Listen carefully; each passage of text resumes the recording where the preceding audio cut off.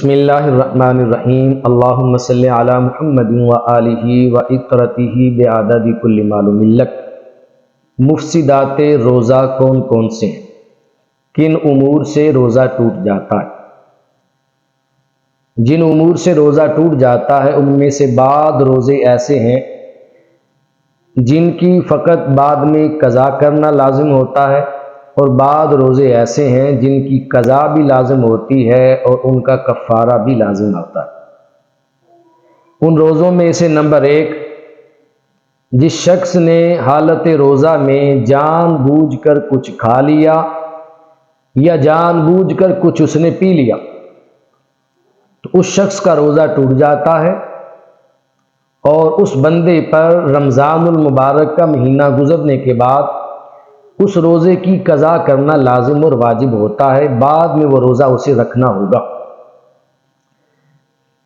حدیث مبارکہ میں آتا ہے، صحیح بخاری کی روایت ہے، ان ابی ہریرہ رضی اللہ تعالی عنہ ان النبی صلی اللہ علیہ وسلم قال اذا نسی فاکل وشرب فلیتم صومہ۔ آقا دو جہان صلی اللہ علیہ وآلہ وسلم نے ارشاد فرمایا، جب کوئی روزہ دار بھول کر کھا لے یا پی لے تو وہ روزہ دار اپنے روزے کو پورا کرے، کیونکہ اللہ تبارک و تعالیٰ نے اس روزہ دار کو کھلایا ہے اور پلایا ہے۔ اس حدیث پاک میں بھول کر کھانے والے بندے کا روزہ نہیں ٹوٹتا، اور اگر جان بوجھ کر کھانے والے بندے کا روزہ نہ ٹوٹتا ہوتا تو حضور علیہ الصلوۃ والسلام ساتھ یہ بھی فرماتے کہ جیسے بھول کر کھانے والے کا روزہ نہیں ٹوٹتا ویسے جان بوجھ کر کھانے والے کا بھی روزہ نہیں ٹوٹتا۔ اس سے پتہ چلتا ہے کہ بھول کر کھانے پینے والے کا تو روزہ نہیں ٹوٹے گا، نہ قضا لازم آئے گی، اور جان بوجھ کر کھا پی لینے والے بندے کا روزہ ٹوٹ جاتا ہے، اس پر اس روزے کی قضا کرنا بھی واجب اور لازم ہوتا ہے۔ نمبر 2، اگر بندے کو خود بخود قے آ جائے، حالت روزہ میں خود بخود قے آ گئی ہے تو خود بخود قے آنے سے روزہ فاسد نہیں ہوتا۔ اگر بندہ قصدن حالت روزہ میں قے کرے، جان بوجھ کر قے کرے، کسی نے اپنے حلق میں انگلی ڈال لی ہے اور حلق میں انگلی ڈال کر جان بوجھ کر اس نے قے نکالی ہے، یا کوئی پینسل وغیرہ اپنے حلق میں ڈال کر جان بوجھ کے اس نے قے نکالی اور قے کی ہے، تو حالت روزہ میں جان بوجھ کر قصدن قے کرنے سے قصدن قے کرنے والے کا روزہ ٹوٹ جاتا ہے، اور اس پر اس روزے کی قضا کرنا لازم ہوتا ہے۔ قضا کا مطلب ہے کہ رمضان کا مہینہ گزرنے کے بعد یہ روزہ اس پر رکھنا لازم اور واجب ہے۔ اس پہ دلیل کیا ہے کہ جان بوجھ کر قے کرنے والے کا روزہ ٹوٹ جاتا ہے، قضا لازم آتی ہے۔ حدیث مبارکہ میں ہے، جامع ترمذی کی روایت ہے، حضرت ابی ہریرہ رضی اللہ تعالی عنہ اس حدیث پاک کے راوی ہیں، فرماتے ہیں ان النبی صلی اللہ علیہ وآلہ وسلم قال من زرعہ القیع فلیس علیہ قضاء ومن استقاع عمدا فلیقضی۔ آقا دو جہاں صلی اللہ علیہ وآلہ وسلم نے فرمایا، جس روزہ دار کو خود بخود قے آ جائے فلیس علیہ قضاء، تو اس روزہ دار پر اس روزے کی قضا نہیں ہے۔ کیا مطلب؟ اس کا روزہ نہیں ٹوٹے گا، قضا تو تب ہوگی جب روزہ ٹوٹ جائے، تو جب روزہ ہی نہیں ٹوٹا تو قضا کیسے لازم آئے؟ تو خود بخود قے آ گئی تو اس بندے پر اس روزے کی قضا لازم نہیں ہوگی۔ اور جس بندے نے جان بوجھ کر قے کی، وَمَنِ اسْتَقَاعَ عَمَدًا فَلْيَقْضِ، جو قصدن قے کرے، جان بوجھ کر حالت روزہ میں قے کرے، اس بندے کا روزہ ٹوٹ جاتا ہے، فَلْيَقْضِ۔ آقا دو جہاں صلی اللہ علیہ وسلم نے فرمایا وہ اپنے اس روزے کی بعد میں قضا کرے، اس پر یہ روزہ رکھنا لازم اور واجب ہے جس نے جان بوجھ کر قے کی۔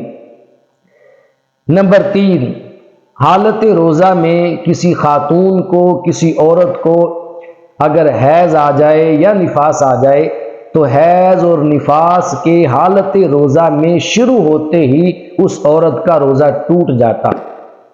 جب حیض آ جائے، نفاس آ جائے، روزہ ٹوٹ گیا، اب وہ عورت اس دن کا جو باقی حصہ ہے وہ روزے دار کی طرح گزارے، کچھ کھائے پیے نہ، اس کا یہ روزہ ٹوٹ چکا ہے۔ جب رمضان المبارک کا مہینہ گزر جائے تو جتنے دن اس نے حالت حیض میں گزارے یا حالت مینسز میں گزارے، اتنے روزوں کی قضا اس کو رمضان المبارک کے مہینے کے بعد کرنی ہوگی۔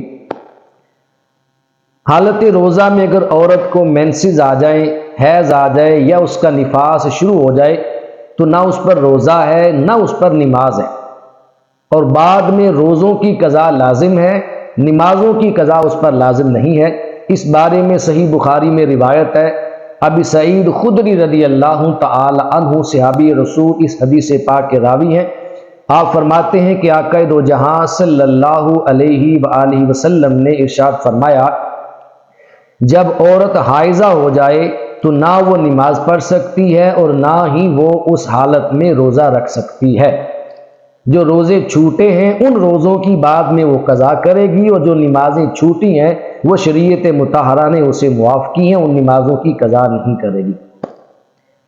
نمبر 4، اگر حالت روزہ میں کسی شخص نے اپنی زوجہ سے، اپنی بیوی سے جماع کر لیا تو جماع کرنے سے اس کا روزہ فاسد ہو جائے گا، بیوی کا روزہ بھی ٹوٹ جائے گا اور شوہر کا روزہ بھی، دونوں کا روزہ ٹوٹ جائے گا، اور اس صورت میں اس بندے پر اس روزے کی قضا بھی لازم آئے گی اور اس کا کفارہ بھی لازم آئے گا۔ بیوی کے ساتھ حالت روزہ میں جماع کیا، روزہ ٹوٹ گیا، اب اس روزے کی قضا کرنا اور کفارہ دونوں لازم ہوں گے، یعنی رمضان گزرنے کے بعد اس روزے کی قضا بھی کرے گا، یہ روزہ رکھنا بھی ہوگا اور اس روزے کا کفارہ بھی ادا کرنا ہوگا۔ کیا اس بات کی حدیث پاک میں کوئی دلیل ہے کہ اگر کسی نے اپنی زوجہ سے جماع کر لیا تو اس پر اس روزے کی قضا اور کفارہ دونوں لازم ہوں گے؟ تو جی ہاں، صحیح بخاری کی روایت ہے، حضرت ابی ہریرہ رضی اللہ تعالی عنہ اس حدیث پاک کے راوی ہیں۔ آپ فرماتے ہیں، ایک روز ہم مسجد نبوی میں آقا دو جہاں صلی اللہ علیہ وآلہ وسلم کی بارگاہ اقدس میں حاضر تھے، اتنے میں ایک اعرابی بھاگتا ہوا بارگاہ مصطفیٰ صلی اللہ علیہ وسلم میں آیا، فقال، اس نے کہا، یا رسول اللہ صلی اللہ علیہ وسلم، ہلکت، آقا میں ہلاک ہو گیا۔ تاجدار کائنات صلی اللہ علیہ وسلم نے اس اعرابی سے فرمایا، مالک، تجھے کیا ہوا، تو کیسے ہلاک ہو گیا؟ قال وقعت علی امرأتی وانا صائم۔ اس سائل اور اعرابی نے کہا، یا رسول اللہ صلی اللہ علیہ وسلم، میں نے حالت روزہ میں اپنی بیوی کے ساتھ جماع کر لیا ہے اور اس جماع کرنے کی وجہ سے میں ہلاکت میں چلا گیا۔ تاجدار کائنات صلی اللہ علیہ وسلم نے اس اعرابی اور صحابی کے اس عمل پر اسے ڈانٹا نہیں، برا بلا نہیں کہا، جیسے آج ہمارے معاشرے میں ڈانٹنے کی عادت ہے، برا بلا کہنے کی عادت ہے۔ کسی سے ایسا فعل سرزد ہو جائے تو اسے ہم گور گور کے دیکھتے ہیں، اس کی باتوں پہ ہنستے ہیں، اس کو طنز کرتے ہیں اور اس کی باتوں کو آگے پھیلاتے ہیں۔ تاجدار کائنات سرور انبیاء صلی اللہ علیہ وسلم نے نہ اسے ڈانٹا، نہ برا بلا کہا، نہ اس بارے میں صحابہ سے کوئی بات کہی، بلکہ اس سائل اور اعرابی کو میرے آقا نے اپنی بارگاہ میں بٹھا لیا۔ اسے بٹھا لیا اور بٹھانے کے بعد آقا دو جہاں صلی اللہ علیہ وسلم نے اس اعرابی سے پوچھا، فقال رسول اللہ صلی اللہ علیہ وسلم، هل تجد رقبۃ تعتقها؟ اس سائل سے کہا کہ بتا، کیا تو ایک غلام آزاد کرنے کی طاقت رکھتا ہے؟ قال لا۔ اس سائل نے کہا، یا رسول اللہ صلی اللہ علیہ وسلم، میں غلام آزاد کرنے کی طاقت اور استطاعت نہیں رکھتا۔ پھر میرے آقا صلی اللہ علیہ وسلم نے فرمایا، قال هل تستطيع ان تصوم شهرين متتابعين؟ کیا تو 2 ماہ کے لگاتار مسلسل روزے رکھنے کی طاقت رکھتا ہے؟ قال لا۔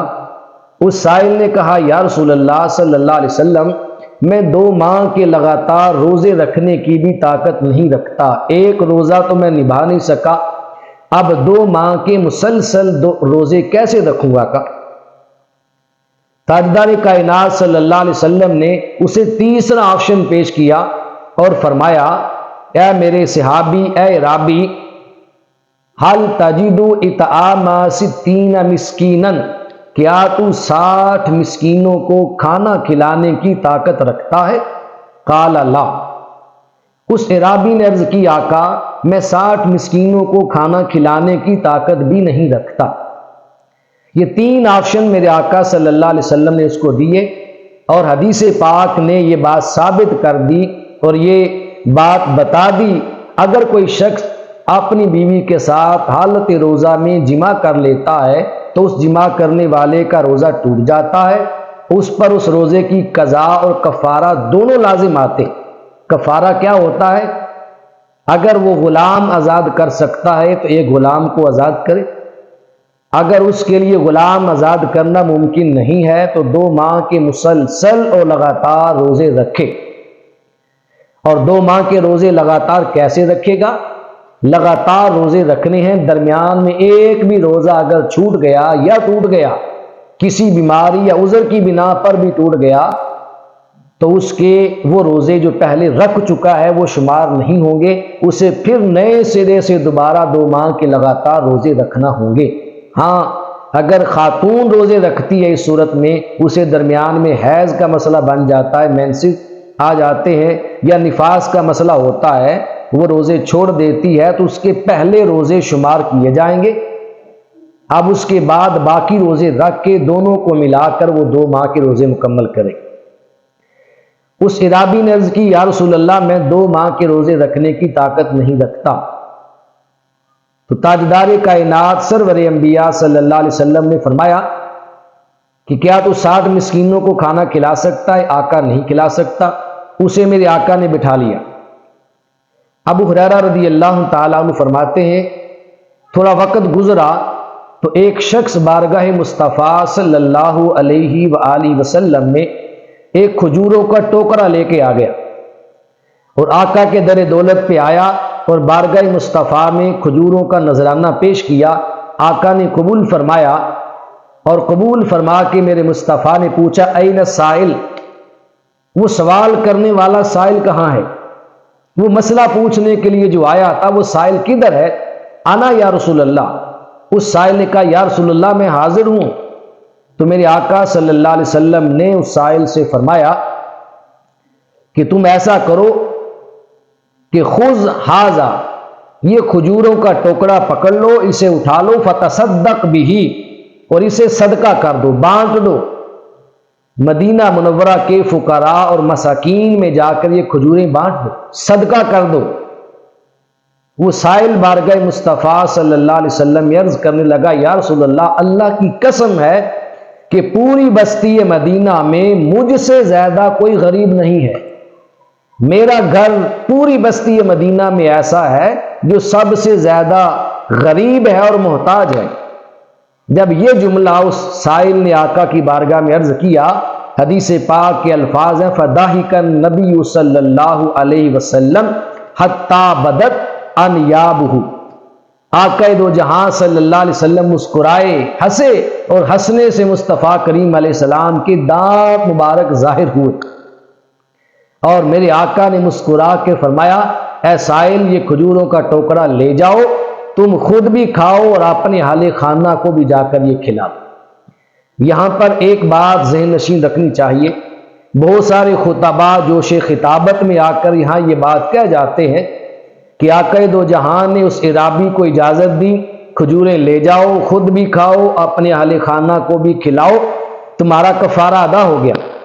یہ بات سراسر غلط ہے، کفارہ ادا نہیں ہوا، اس عرابی سے کفارہ ساقط نہیں ہوا تھا۔ وہ عرابی چونکہ اضطراری حالت میں بارگاہ مصطفیٰ صلی اللہ علیہ وسلم میں آیا تھا، اس لیے آقا دو جہاں صلی اللہ علیہ وسلم نے اسے کھجوریں کھانے کے لیے عنایت فرمائی، لیکن آقا دو جہاں صلی اللہ علیہ وسلم نے ساتھ یہ نہیں فرمایا کہ تمہارا کفارہ ساقط ہو جائے گا۔ حدیث پاک میں یہ الفاظ کہیں نہیں ملتے کہ تمہارا کفارہ ساقط ہو گیا، بلکہ اس کی فراغت اور وسعت تک اس سائل کا، اس اعرابی کا کفارہ موقوف ہو گیا تھا۔ جب اس کے پاس گنجائش ہوگی، وسعت ہوگی، تو وہ اپنا کفارہ ادا کرے گا۔ اس صورت میں پتہ چلا کہ کفارہ صوم 3 چیزیں ہیں۔ نمبر 1، ایک غلام کو آزاد کرنا۔ اگر غلام کو آزاد کرنا ممکن نہ ہو تو دوسرا آپشن ہے 2 ماہ کے لگاتار روزے رکھنا۔ اگر 2 ماہ کے روزے رکھنا بھی ممکن نہ ہو تو پھر تیسرا آپشن ہے 60 مسکینوں کو کھانا کھلانا۔ رب کائنات ہم سب کو جب جب ہماری زندگیوں میں رمضان المبارک کا مقدس مہینہ آئے، اللہ ہمیں بھی اور قیامت کی صبح تک ہماری آنے والی نسلوں کو بھی صحیح معنوں میں اپنی اور اپنے حبیب کی رضا کی خاطر اس ماہ مقدس کے روزے رکھنے اور نبھانے کی طاقت اور سعادت نصیب فرمائے۔ وما علیہ الا البلاغ۔